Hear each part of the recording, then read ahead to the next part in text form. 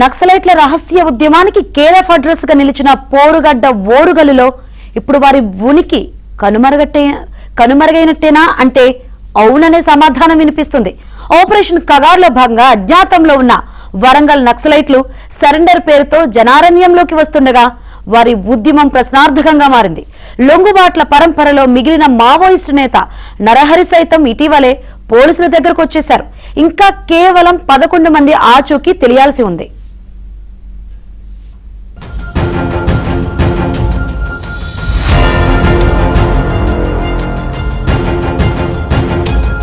ఆరని విప్లవ జ్వాలతో అరుణారుణ కాంతులను పంచిన నేల ఓరుగల్లు.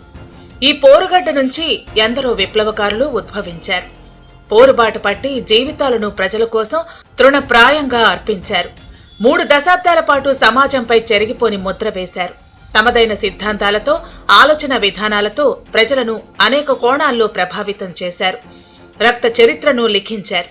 అమరత్వం రమణీయమైనదని చాటారు. కానీ ఇప్పుడదంతా చరిత్రగానే మిగిలింది.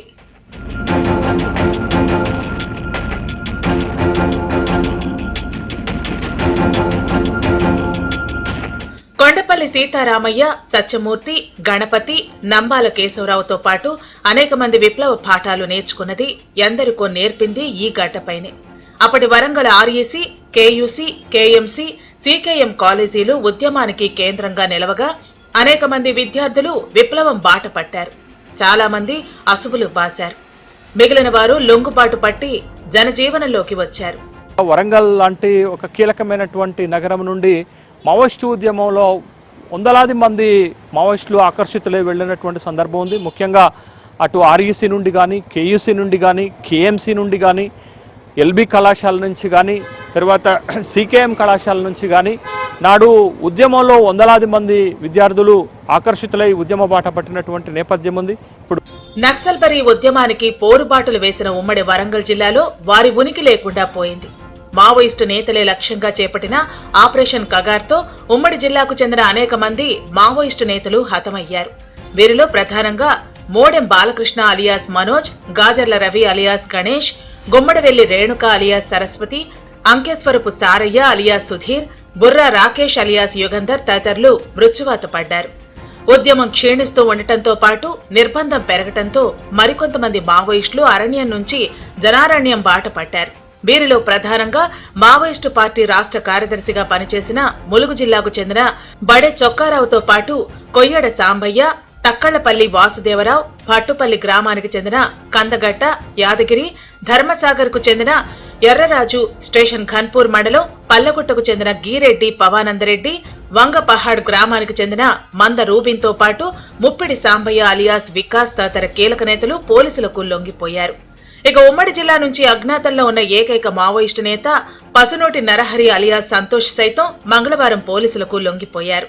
వేలాది మంది ఎన్కౌంటర్ చేయబడినటువంటి నేపథ్యంలో ఇటీవల కాలంలో తెలంగాణ క్యాడర్కి చెందినటువంటి, తెలంగాణకు సంబంధించినటువంటి అనేక మంది నక్సల్స్ లొంగిపోయినటువంటి విషయాన్ని కూడా మనం చూసాము. అయితే ముఖ్యంగా కేంద్ర కమిటీ సభ్యుల దగ్గర నుంచి దేవుజీ, తిప్పురి తిరుపతి, మల్లా రాజిరెడ్డి లాంటి వాళ్ళు కూడా ఆపరేషన్ కగార్లో భాగంగానే మార్చి 31కు ముందే లొంగిపోయినటువంటి నేపథ్యంలో ఆ సందర్భంగా నాటి డీజీపీ శివధర్ రెడ్డి, తెలంగాణ డీజీపీ శివధర్ రెడ్డి ఒక ప్రకటన చేశారు. తెలంగాణ కేడర్కు సంబంధించి, తెలంగాణకు సంబంధించి మావోయిస్టు ఉద్యమంలో కేవలం 11 మంది మాత్రమే ఉన్నారనేటటువంటి ఒక కీలకమైనటువంటి ప్రకటన చేశారు. అయితే ఇప్పుడు జార్ఖండ్ విభాగానికి చెందినటువంటి నరహరి లొంగిపోయిన తర్వాత, తెలంగాణకు సంబంధించినటువంటి నరహరి లొంగిపోయిన తర్వాత ఇంకా మిగతా వాళ్ళ ఆచూకీ కూడా తెలవటం లేదు అనేటటువంటి ఒక అభిప్రాయాలు వ్యక్తమవుతున్నాయి. నరహరి వరంగల్ ముఖ్యంగా సోమిడి గ్రామానికి చెందినటువంటి వ్యక్తి ఇప్పుడు తెలంగాణ పోలీసులు ఎదుట లొంగిపోవటంతో తెలంగాణకు సంబంధించినటువంటి నక్సలైట్ ఉద్యమంలో ఉన్నటువంటి వాళ్ళ ప్రస్థానం ముగిసిపోయిందా అనేటటువంటి అభిప్రాయాలు కూడా కలుగుతున్నాయి. వరంగల్ నుంచి అజ్ఞాతంలో ఉన్న నరహరి కూడా లొంగిపోవడంతో ఓరుగల్లు ప్రాంతంలో అజ్ఞాత మావోయిస్టులు ఎవరూ లేరని పోలీసు వర్గాలు చెబుతున్నాయి. దీంతో ఒకప్పుడు నక్సల్స్ కు కోటగా ఉన్న వరంగల్ ప్రస్తుతం నక్సల్స్ రహిత ప్రాంతంగా మారిందనే చర్చ జరుగుతోంది.